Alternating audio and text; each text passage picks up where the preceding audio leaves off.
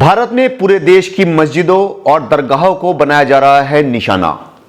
UP और उत्तरांचल की कई मस्जिदों के विवाद के बाद एक नंबर राजस्थान के अजमेर का भी। ख्वाजा मोइनुद्दीन चिश्ती की दरगाह को बताया जा रहा है संकट मोचन महादेव मंदिर।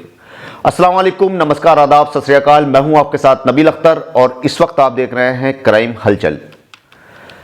कुछ वक्त पहले हिंदू सेना के राष्ट्रीय अध्यक्ष विष्णु गुप्ता ने सिविल कोर्ट में एक याचिका दाखिल की जिसमें कहा गया है कि राजस्थान के अजमेर में बनी हुई ख्वाजा मोइनुद्दीन चिश्ती की दरगाह का कोई वजूद नहीं है। यह दरगाह संकट मोचन महादेव मंदिर पर बनाई गई है। कुछ दिनों पहले ही उत्तर प्रदेश के संभल में जामा मस्जिद पर विवाद हुआ जिसमें 4 लड़कों की गोली मारकर हत्या कर दी गई थी। अब अजमेर में यह विवाद खड़ा कर दिया गया है। याचिकाकर्ता का कहना है कि 2 साल की रिसर्च के बाद रिटायर्ड जज हरबिलास शारदा की किताब में दिए गए तथ्यों के आधार पर यह याचिका दायर की गई है। उनकी किताब में यह जिक्र किया गया है कि यहां पर ब्राह्मण दंपत्ति रहा करते थे और दरगाह की जगह पर बने हुए महादेव मंदिर में पूजा किया करते थे। कोर्ट ने भी फौरन इस याचिका को स्वीकार करते हुए अल्पसंख्यक मंत्रालय, दरगाह कमेटी और भारतीय पुरातत्व सर्वेक्षण विभाग को नोटिस जारी कर दिया है और 20 दिसंबर 2024 तक अपना अपना पक्ष रखने के लिए कहा गया है। इस याचिका को लेकर अजमेर शरीफ के प्रमुख उत्तराधिकारी नसरुद्दीन चिश्ती ने कहा है कि ऐसी हरकतें देश की एकता के लिए खतरा हैं। इस दरगाह पर बड़े बड़े हिंदू राजाओं ने भी अकीदत के साथ सर झुकाया है। दरगाह में एक कटहरा मौजूद है जिसको जयपुर के एक राजा ने ही भेंट किया था। इससे पहले 1950 के सर्वे में भी यह बात साफ हो चुकी थी कि यह पहले से ही दरगाह है। यहां पर कभी भी किसी भी तरह का कोई मंदिर नहीं था।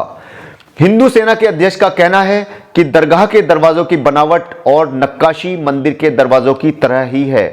पानी और झंडे भी ऐसे ही हैं जैसे शिव मंदिरों में होते थे। गुप्ता का कहना है कि यहां पहले शिव मंदिर था जिसके ऊपर दरगाह को बना दिया गया है।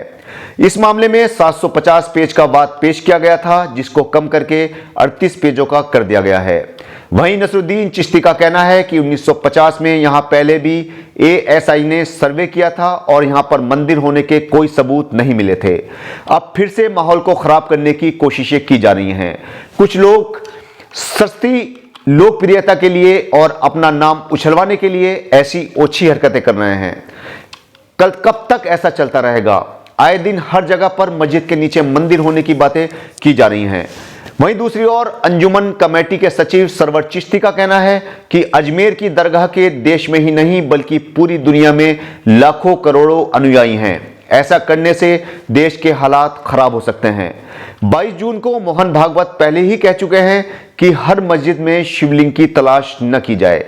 चिश्ती ने the place of worship act 1991 का हवाला देते हुए कहा कि बाबरी मस्जिद के अलावा किसी भी धार्मिक स्थल से कोई भी छेड़छाड़ नहीं की जा सकती। ऐसा करना देश की एकता और सहिष्णुता पर खतरा पैदा कर सकता है। वहीं दूसरी ओर असदुद्दीन ओवैसी ने कहा कि सुल्तान हिंद ख्वाजा मोइनुद्दीन चिश्ती भारत के मुसलमानों के सबसे अहम औलिया इकराम में हैं।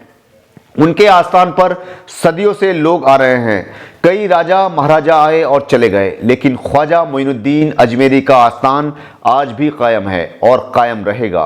1991 का इबादत गाहों का कानून साफ कहता है कि किसी भी इबादत गाह की मजहबी पहचान को तब्दील नहीं किया जा सकता और ना अदालतों में इन मामलों में सुनवाई होगी।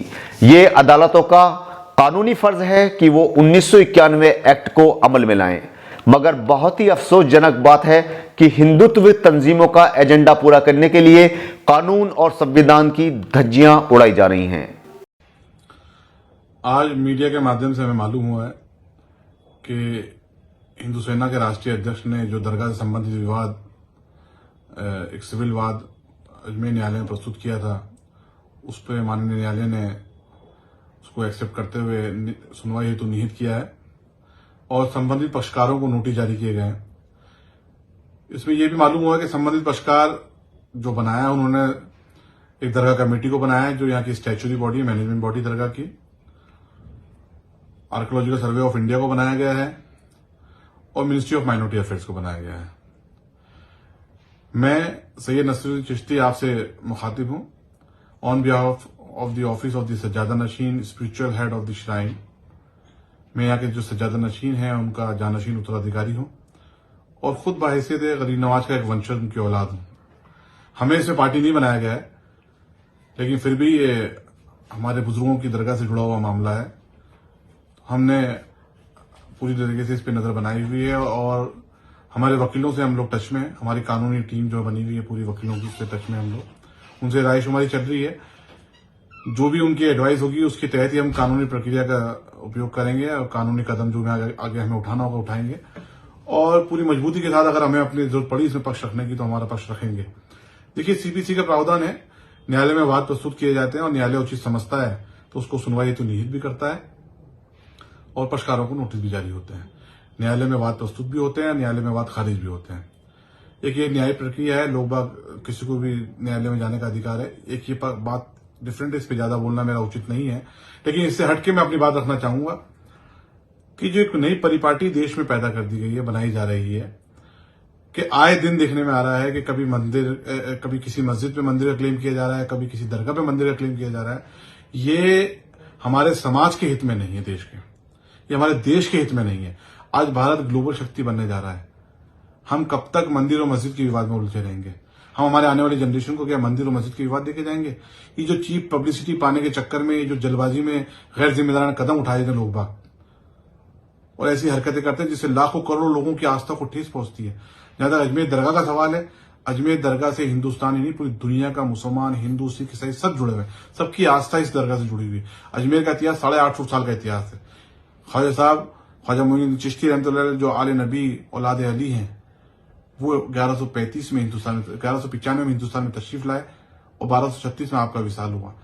उसके बाद से ही दरगाह आज तक यहाँ कायम है। इन 850 सालों के अंदर तमाम मजहब के राजा रजवाड़े, मुगल, ब्रिटिश शासक यहाँ आके गुजरे। यहाँ पर आप देखेंगे क्वीन विक्टोरिया का भी हौज है।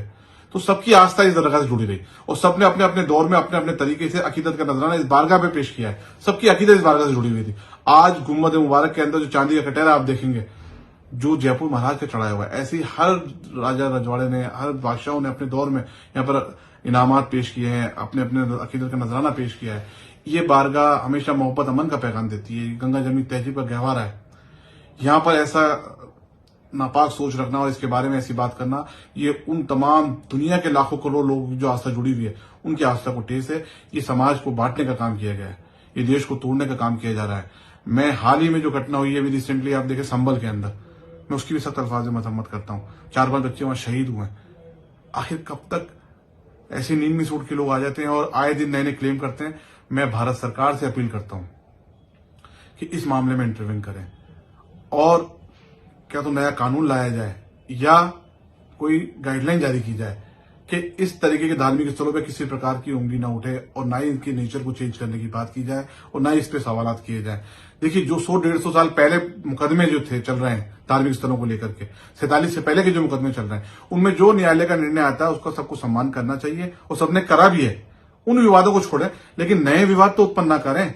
आज देश तरक्की के रास्ते पे गामजन है। आज हिंदुस्तान ग्लोबल शक्ति बन रहा है और हम मंदिर मस्जिद के विवाद में लड़े हुए हैं। देखिए, जहां तक मैं इस मौके पे मोहन भागवत जी के बयान को कोट करूंगा। मोहन भागवत जी ने 2022 में कहा था, वो इस देश के एक जिम्मेदार शख्स हैं। उन्होंने कहा था कि आखिर कब तक हम हर मस्जिद में शिवालय को ढूंढते रहेंगे? क्या जरूरत है कि हर मस्जिद में शिवालय ढूंढा जाए? मैं उनकी बात से बिल्कुल सहमत हूं।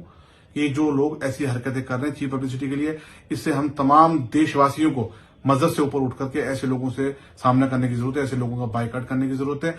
जहां तक अजमेर दरगाह का सवाल है, अजमेर दरगाह के बाबत जब दरगाह ख्वाजा साहब एक्ट बनाया जा रहा था 1955, उससे पहले एक इंक्वायरी कमेटी बिठाई गई थी।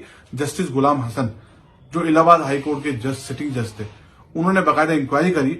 उसमें थॉरोली पूरी स्टडी की गई दरगाह की तमाम बिल्डिंग्स के बारे में, तमाम बिल्डिंग कब बनी, कौन सी इमारत कब तामीर हुई, कितना दरगाह का एरिया है, पूरी हिस्ट्री के बारे में पूरा चेकवार्ड हिस्ट्री डिस्कस की गई है। और कहीं से भी किसी भी धार्मिक इस दरगाह के अंदर मंदिर का या उसके अवशेष होने का जिक्र नहीं है।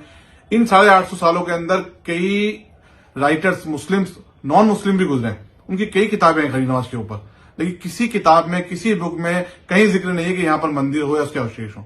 ये जो वादी हैं, इन्होंने जो दावा पेश किया है, ये सिर्फ 1910 में जो हरविलास शारदा जी की किताब है अजमेर हिस्टोरिकल एंड डिस्क्रिप्टिव, उसकी बुनियाद बना करके। हरविलास शारदा जी एक सम्मानित व्यक्ति थे इस शहर के, लेकिन वो हिस्टोरियन नहीं थे। उनकी जो किताब में उन्होंने बात लिखी उसकी कहीं ऑथेंटिसिटी नहीं है, कहीं से साबित नहीं होता है। इस 100 साल पुरानी किताब से 850 साल की हिस्ट्री को नहीं मिटाया जा सकता।